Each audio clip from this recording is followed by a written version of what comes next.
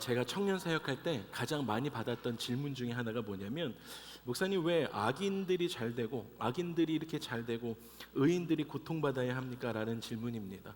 왜 악인들 뻔히 나쁜 사람들인데 이 사람들 프로젝트 하면 결과도 잘 나오는 것 같고 예수도 안 믿는 인간들인데 이렇게 잘 살고 잘 먹느냐? 그런데 의인, 나는 왜 이런 어려움을 겪게 됩니까? 라고 고백하는 것입니다.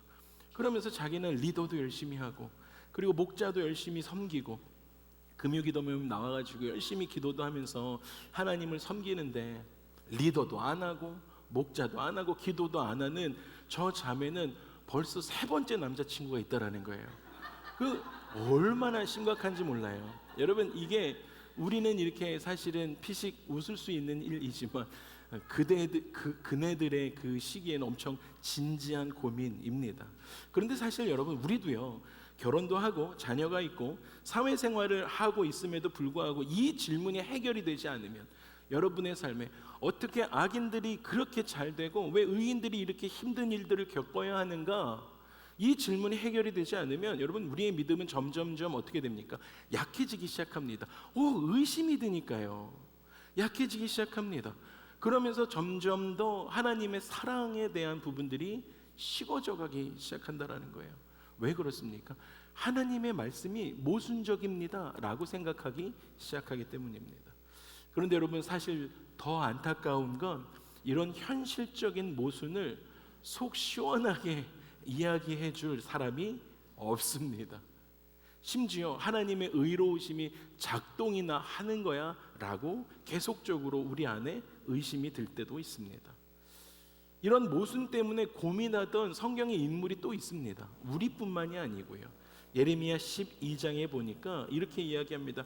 여호와여, 내가 주와 변론할 때에는, 주님께 사실은 변론한다라는 의미를 썼지만 원어는 따져 물을 때예요. 내가 하나님께 따져 물을 때에 주께서는 의로운 분이십니다. 그건 내가 알지요. 그러나 내가 주께 질문 하나 하겠습니다. 악한 자의 길이 형통하고 반역한 자가 다 평안함이 무슨 일입니까? 라고 하나님께 따져 묻기 시작한다는 거예요. 우리의 질문과 별반 다름이 없습니다. 다윗도 마찬가지의 일들을 겪었습니다. 다윗도 그랬습니다. 곧 악인들이 잘 되고, 오늘 우리 본문 말씀 계속 보시면서요, 어떻게 악인들이 이렇게 잘 되고 의인들이 고통받는 이런 현실적인 모순 때문에 다윗도 고민하고 있었습니다. 그런데 다윗의 이 행동이 예레미야하고는 조금 다릅니다. 어떻게 하냐면, 다윗은 그 인생의 모순 앞에서 하나님께 질문하고 따지는 것 대신에 하나님을 신뢰하기로 결정합니다. 자기의 삶에, 신앙의 믿음의 삶에 큰 가설을 하나 세우는데 그것이 하나님을 신뢰하겠습니다라는 거예요. 오늘 1절과 2절 한번 볼까요? 악을 행하는 자들 때문에 불평하지 말며 나는 악을 행하는 그 인간들 때문에 내가 불평하지 않겠습니다. 결정하는 것이죠. 불의를 행하는 자들을 내가 시기하지 않겠습니다.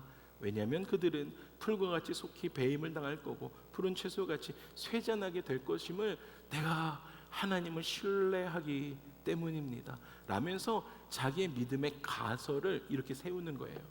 사랑하는 우리 주사랑 가족 여러분, 꼭 기억하셨으면 좋겠어요. 여러분, 위대한 삶을 살기 원하신다면 여러분의 삶에 위대한 가설을 세우십시오. 여러분, 그리고 위대한 그 가설, 위대한 그 사상을 가지고 있으면 그것이 삶으로 옮겨지게 되어진다라는 것입니다. 여러분, 다윗이 그랬습니다. 다윗이 위대한 삶을 살 수 있었던 이유는 그 위대한 사상을 가지고 있었기 때문이에요. 무엇이었습니까? 어떤 상황에서도 여호와는 나의 목자이십니다. 할렐루야. 여러분, 어떤 상황에서도 여호와가 저와 여러분의 삶의 목자가 되는 것이 변치 않으세요. 변함이 없으세요. 여러분의 삶의 환경과 상관없다니까요. 하나님은 여러분의 목자가 되십니다. 할렐루야. 다윗은 그 신뢰함이 있었습니다. 그 큰 가설에 그 여호와가 나의 목자이십니다 라는 위대한 사상을 가지고 있었어요. 그렇게 하다 보니까 그의 위대한 그 사상이 그가 마음에 품었던 위대한 결심으로 나오게 되어집니다. 그래서 오늘 우리가 읽었던 이 시편 37편에 다윗이 하나님을 향해서 기뻐할 수 있게 되어집니다. 어떻게 어떤 상황이었는데 하나님을 그렇게 기뻐했는지 오늘 우리가 세 가지로 좀 살펴보고 싶습니다. 오늘 말씀에서요. 첫 번째는 여러분, 아무리 내 눈앞에서 악인이 잘 되는 꼴을 봐도 그 상황에서 여호와를 신뢰하고 그 다음에 하나 더 합니다. 선을 행하기로 결정합니다. 할렐루야. 와, 여러분, 이것이요, 여러분의 상황 가운데, 엉망진창인 상황 가운데서도 네, 주님, 저는 여호와 하나님을 신뢰합니다. 그리고요, 하나님, 제가 이것을 선으로 갚겠습니다 라고 고백하는 것이라는 것입니다. 여러분, 인생을 살다 보면 여러분들이 서 있는 이 땅이 갑자기 무너져 내리는 느낌을 받을 때가 있습니다. 어떨 때입니까? 믿었던 사람에게 배신당할 때입니다. 와, 어떻게 이럴 수 있지? 세상에 믿을 사람이 이렇게 없단 말인가? 철석같이 믿었던 사람이 나를 배신했을 때 정말 여러분 가슴이 쿵 내려앉는 것처럼 여러분들이 발딛고 있는 이 무대가 확 바닥으로 꺼지는 것 같은 느낌을, 그 두려움을 가질 때가 있습니다. 사람 때문에요. 우리가 다윗의 이야기를 오늘 보고 있는데 다윗이 그러한 어려움과 두려움 가운데 휩싸이게 되어집니다. 다윗이요, 골리앗을 물맷돌로 잡았습니다. 그리고 나서 다윗은 그 젊은 나이에 사울 왕의 사위가 되어집니다. 그러고 나서는 20세 전후의 나이에 그 사울 왕의 온 군대를 통솔하는 그런 군대 장관이 되어집니다. 엄청난 부와 명예를 갖게 되어졌습니다. 그런데 문제가 생겼습니다. 어느 날 믿었던 그 장인 사울 왕이 다윗을 역적 누명 씌워서 죽이려고 하기 시작합니다. 죽이려고. 여러분, 그 당시에 왕이 누구 한 명을 죽이겠다 생각하면 그 사람 그냥 파리 목숨인 것이에요. 누구도 다윗의 편에, 다윗을 대변해 줄 사람이 없는 것이죠. 죽이겠다 하면 그 당시 그냥 죽은 목숨이었습니다. 다윗 어떠한 마음이었겠습니까? 자기 장인이 자기를 죽이려고 하는데요, 하늘이 내려앉고 땅이 꺼지는 것 같은 느낌을 받기 시작했습니다. 주변에 있는 사람들도 그를 도울 수가 없었습니다. 아무도 믿을 사람이 없었습니다. 심지어 지금 이 한 나라의 군대 장관인데요, 자기 생명 하나 부지하기 위해서 가냘픈 새끼 사슴처럼 다리를 바들바들 떨면서 도망쳐야 하는 신세가 지금 다윗의 상황이 되었다라는 것입니다. 그런데 여러분, 그런 상황에서요, 나를 살해하겠다라고 그렇게 하면서 쫓아온 그 상황에서 다윗이 위대한 결심을 했다라는 것입니다. 그것이 무엇입니까? 나는 여호와를 신뢰하고 계속 선을 행하겠습니다 라는 것입니다. 여러분, 악한 상황에서도요, 이 고백이 우리 가운데 있어야 된다는 거예요. 여러분, 믿었던 사람들이 여러분들을 다 돌아선다라고 해도요, 우리 하나님 여호와 하나님께서 여러분의 하나님이 되시면 아무 문제가 없는 줄 믿습니다. 여러분, 사람들이 돌아서도 하나님이 여러분의 삶을 인정하면 우리는 거기서 평안함을 얻게 되어진다라는 것이에요. 왜요? 여러분, 그분은 변하는 분이 아니세요. 변치 않으십니다. 변치 않으심으로 여러분을 계속적으로 사랑하십니다. 여러분을 모른다고 부인하지 않으세요. 여러분, 우리가 너무 급한 일이 생겨서 여기저기 전화기 들고 계속 전화해서 저 좀 도와주세요, 좀 이것 좀 해주실 수 있어요? 라고 할 때마다, 여러분 전화를 돌릴 때마다 여러분 이 수화기 너머에서 들리는 인간들의 소리는 무엇입니까? 사람의 소리는요, 아이고 도와줄 수 없어서 미안해요, 이런 소리입니다. 그런데요, 여러분, 여러분들이 그 어려움 가운데 있을 때 하나님께 기도하기 시작할 때 하나님은 도와줄 수 없어서 미안하다라고 말씀하시는 분이 아니십니다. 여러분, 하나님은 여러분의 반석이 되십니다. 할렐루야. 다윗의 고백처럼 하나님은 여러분의 요새가 되어주시고 여러분을 건지시고 여러분의 피할 바위가 되시는 분. 오, 할렐루야. 하나님은 여러분의 방패와 구원이 되십니다. 할렐루야. 뿔과 산성이 되시는 분이 우리 하나님이 되는 줄 믿습니다. 그런 하나님을 다윗이 믿고 신뢰하기 시작했다라는 것입니다. 여러분, 그 억울함은 언젠간 벗겨집니다. 그 억울함은 어느 날인가 그의 정직함으로 보상받게 되어집니다. 왜냐하면 하나님 살아계시기 때문입니다. 할렐루야. 하나님 성실하시기 때문입니다. 그래서 다윗은 하나님의 성실하심을 오늘 말씀해 보니까 어떻게 말씀하셔요? 자기의 인생의 먹을거리로 삼습니다. 여러분, 지금 하루하루 살아가기가 힘든 날이에요. 언제 죽을지 몰라요. 지금 당장이라도 저 오디토리움의 문을 박차고 군인들이 들어와서 창으로 나를 찔러 죽여도 아무런 누구도 대꾸할 수 없을 만한 그러한 위험의 상황에 노출되어져 있었던 상황입니다. 그러니까 순간순간 살아갈 힘이 필요해요. 순간순간 살아갈 힘이 필요한데 다윗은 그때 무엇을 자기의 삶의 양식으로 삼았습니까? 하나님의 성실하심. 이건 없으면 그는 한순간도 살아갈 수가 없는 것이, 하나님, 제 삶에 하나님의 성실하심을 내 자양분으로 삼겠습니다. 영적인 양식으로 삼겠습니다 라고 고백하는 것이죠. 그러면서 다윗은 이와 같은 믿음을 가지고 계속해서 선을 행하기로 결심합니다. 절대로 악으로 갚지 않겠다 작정하기 시작합니다. 그래서요, 실제로 자기를 죽이려고 쫓아오는 이 사울 왕을 2번이나 죽일 수 있는 찬스를 맞게 되어집니다.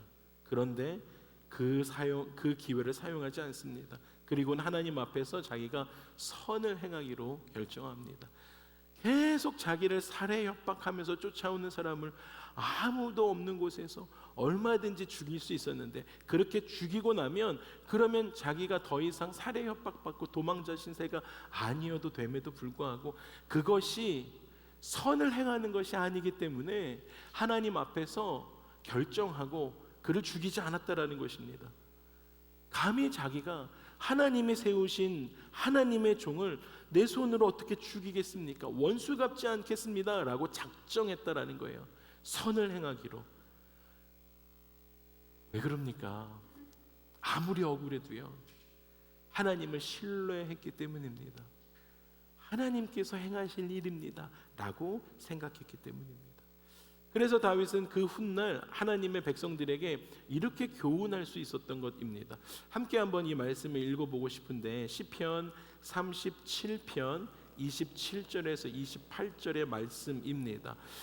시편 37편 우리 화면에도 나오는데요, 다윗이 우리 가운데 이렇게 교훈합니다. 함께 읽겠습니다. 시작.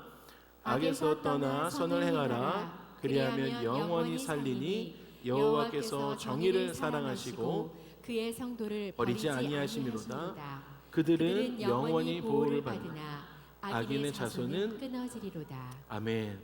여러분, 악에서 떠나 선한 일을 행하며 살아가기 시작하시면 여러분, 하나님께서 여러분의 삶을 지키신다라고 약속하십니다. 할렐루야.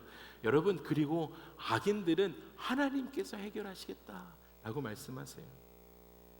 여러분, 두 번째, 악함이 내 삶에 가득 넘칠 때 다윗은 주를 향한 위대한 결심으로 어떻게 하냐면 여호와를 기뻐합니다 라고 고백합니다. 나는 여호와를 기뻐하기로 결심합니다 라는 거예요. 2주 전에 제가 여러분들 그 기뻐하는 것에 대해서 이야기하면서 웨스트민스터 신앙고백서에 나온 이 사람에 대한 정의에 대해서 말씀드린 적이 있습니다. 그랬더니 한 자매님이 주중에 저한테 이렇게 말씀하셨어요. 하나님을 기쁘시게 해드리는 것에 가장 중요한 것은 예배드리는 것입니까? 라고 질문하셨어요. 여러분, 그런데요, 그 고백서에서는요, 하나님을 기쁘시게 해드려야 한다라는 단어가 문장이 나오지 않습니다. 여러분, 우리가 많이 오해하는 것 중에 하나죠. 여러분, 그 문장은 이렇게 시작됩니다. 사람의 궁극적인 목적은 하나님을 영화롭게 하고 하나님을 예배하고 그 다음에 그를 영원히 기뻐하는 것입니다 라고 고백하고 있습니다. 그분을 기쁘시게 해드리는 것입니다 라고 이야기한 것이 아니에요.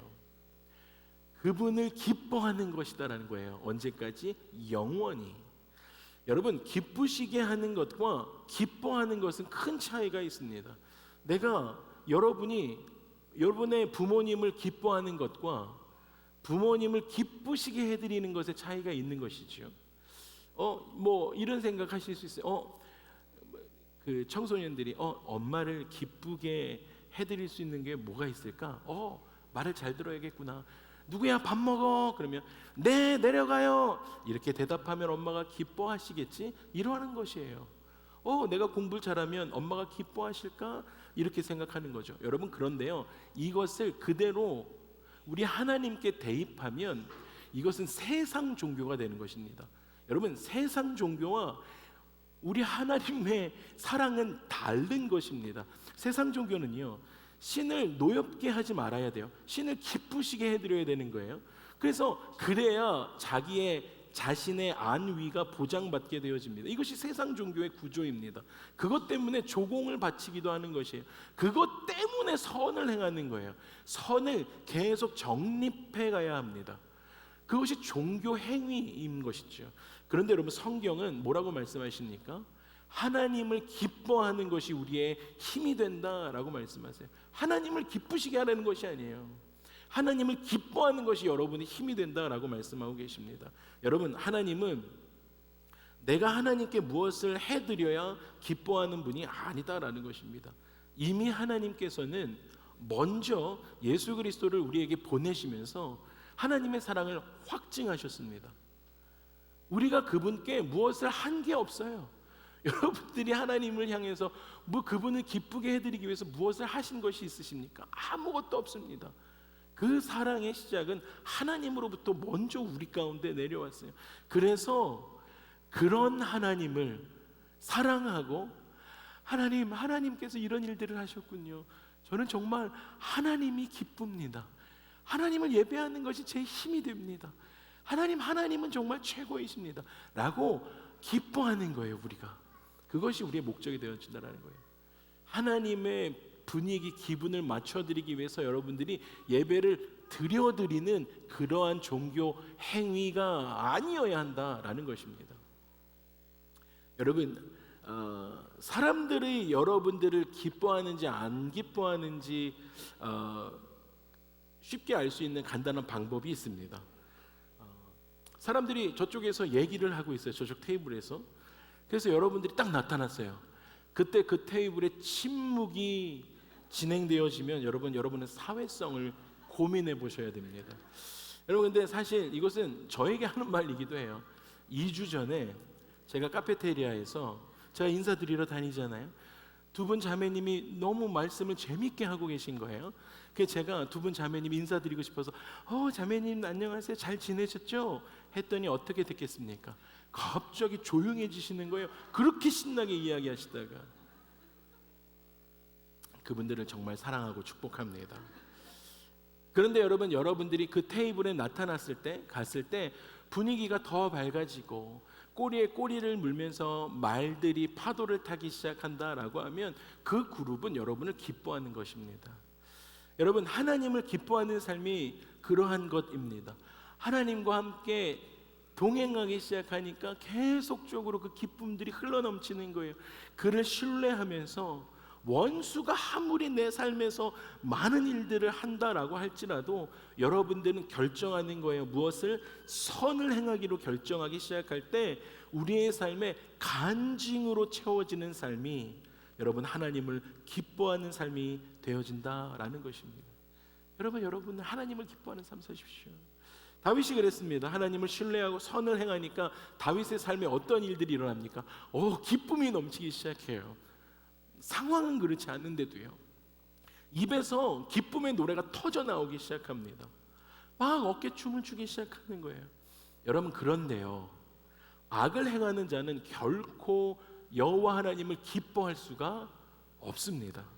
악인은 여호와 하나님의 의로우심 앞에서 자기의 그 죄가 드러날까봐, 그 죄가 없으신 하나님, 그 의로운 하나님 앞에 내 죄가 드러날까봐 두려워하게 되어진다는 거예요. 기뻐할 수가 없습니다. 그들은 진정으로 즐거운 노래를 악인들은 부를 수가 없습니다. 그래서 다윗은 우리에게 이렇게 교훈하기 시작합니다. 시편 32편 10절에요. 악인에게는 많은 슬픔이 있다라는 거예요. 악인들에게는요. 여호와를 신뢰하는 자에게는 인자하심이 여러분의 삶을 두드리기 시작합니다. 너희 의인들아 여호와를 기뻐하며 즐거워할지어다 명령하는 것입니다. 그것이 구원받은 그리스도인들의 삶입니다. 여호와를 기뻐하는 거예요. 하나님을 기뻐합니다. 마음이 정직한 너희들아 다 즐거이 기쁨으로 하나님을 찬양하고 외칠지어다 라는 것입니다. 여러분, 사람에게 즐거움이 없으면 어떻게 하루하루를 살아가실 수 있겠어요? 어저께 그 신방 초원 데이였잖아요. 초원 데이. 그래서 새 초원을 제가 다 다니면서 같이 말씀을 나누고 교제를 하는 시간 가졌는데, 어느 초원 모임을 가다 보니까요, 대문이 이만합니다. 이만해요. 그래서 와, 저 대문에서 현관까지 가는데도 차 타고 2-3분은 가야겠다, 이러한 어마어마한 집들도 지나간 적이 있습니다. 근데 그럴 때 생각을 했어요. 여러분, 아무리 수천만 불짜리 집에 살면서 일하시는 내니도 있고 그렇게 산다고 해도요, 여러분 그 인생의 즐거움과 화평이 없으면, 가정 안에 즐거움이 없으면 여러분 아무리 큰 집에 살아도 한평 감옥에 사는 것과 다름없습니다. 마음이 불편하면요 아무 필요가 없다라는 것입니다.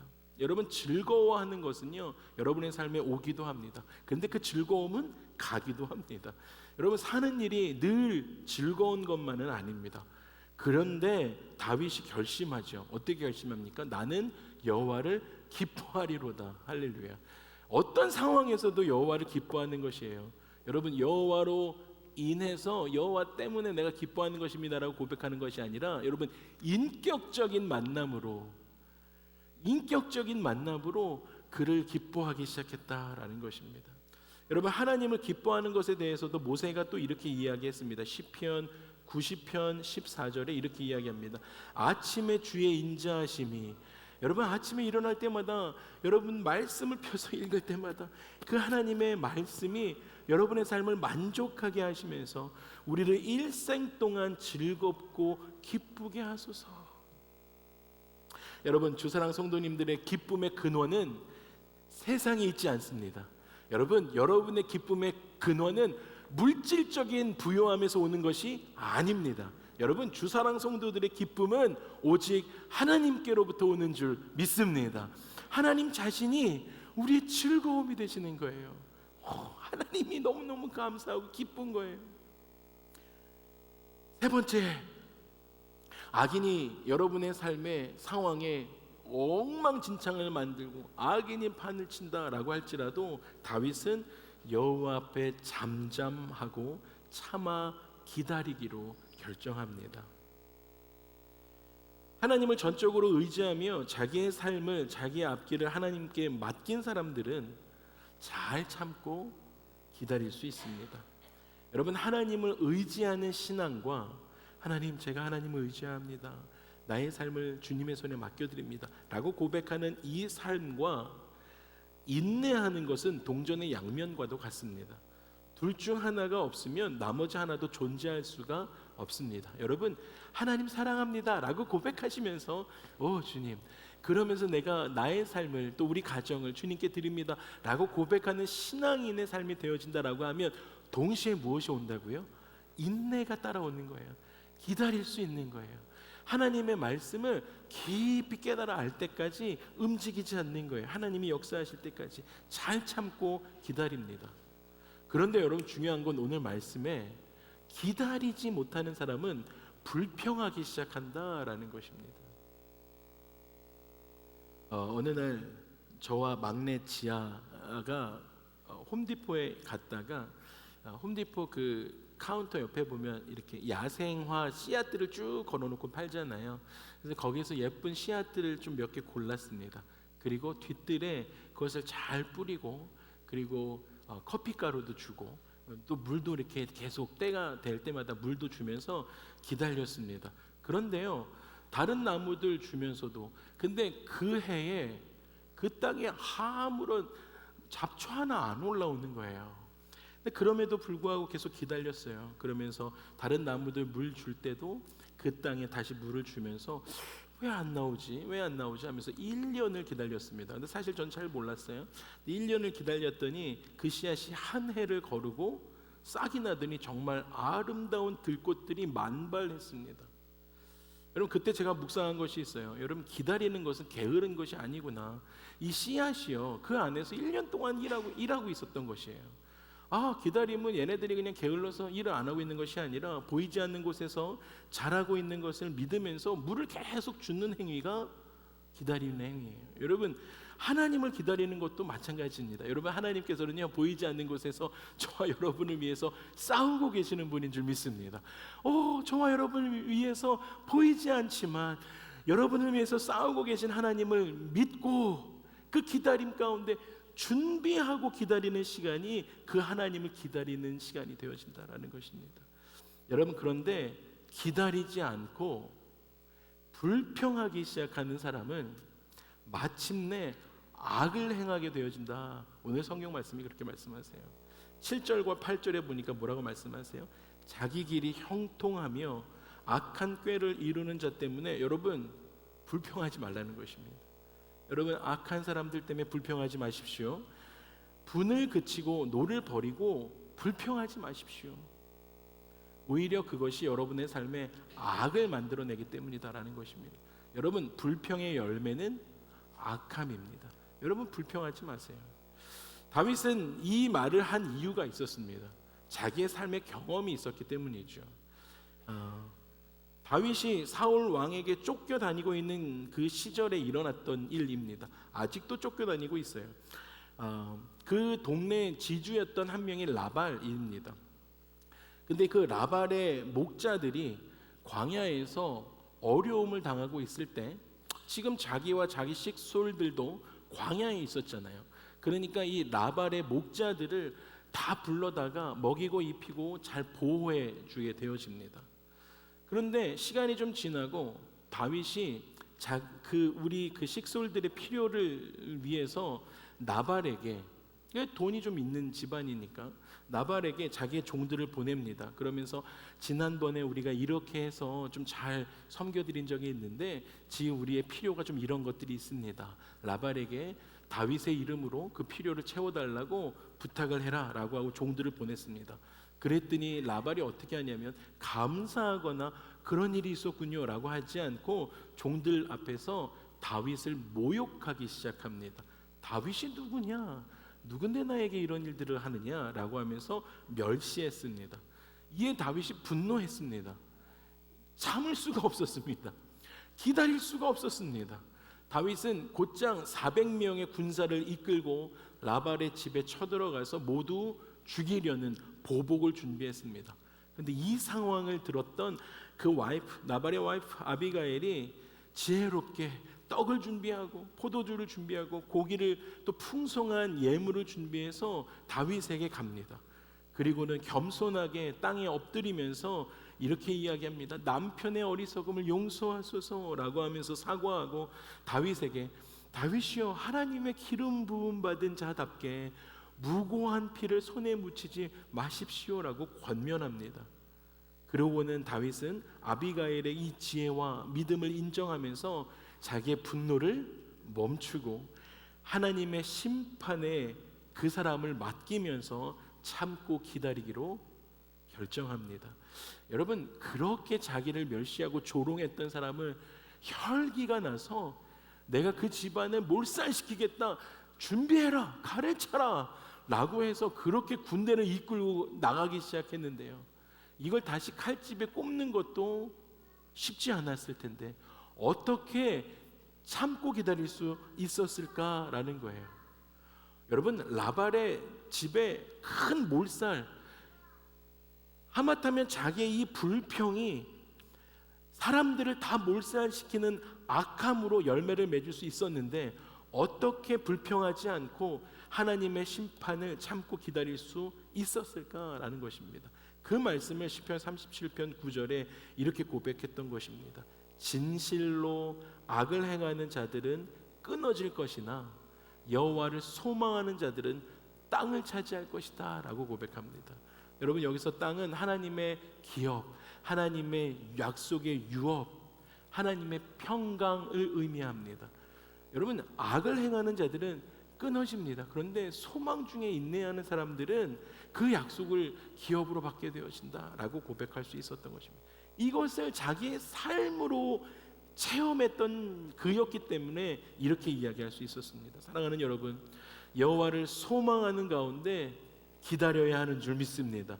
여러분, 불평은 여러분의 인생에 불평은 악을 만들어내지만 소망 중에 인내하는 사람들은 하나님의 약속, 유업을 받게 되는 줄 믿습니다.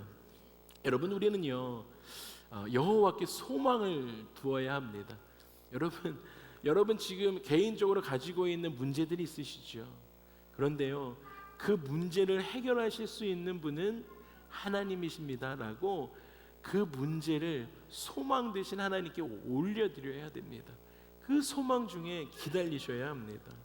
여러분, 그러면 여러분 언제까지 기다리셔야 할까요? 여러분 언제까지 기다리셔야 해요? 여러분의 삶에, 여러분의 그 문제에 하나님이 역사하실 때까지 기다리셔야 돼요. 여러분, 하나님이 여러분의 삶에 역사하실 때까지 기다리시면 돼요. 여러분, 왜 기다리셔야 합니까? 여러분 그 문제 때문에 여러분들이 일하기 시작하면 엉망진창됩니다. 그런데요, 그 일들 가운데 소망 중에 기다리고 인내하면서 하나님이 역사하시는 데까지 기다리면, 그래서 하나님이 역사하시기 시작하면 깔끔하게 해결해 주십니다. 우리가 하는 것보다 나아요.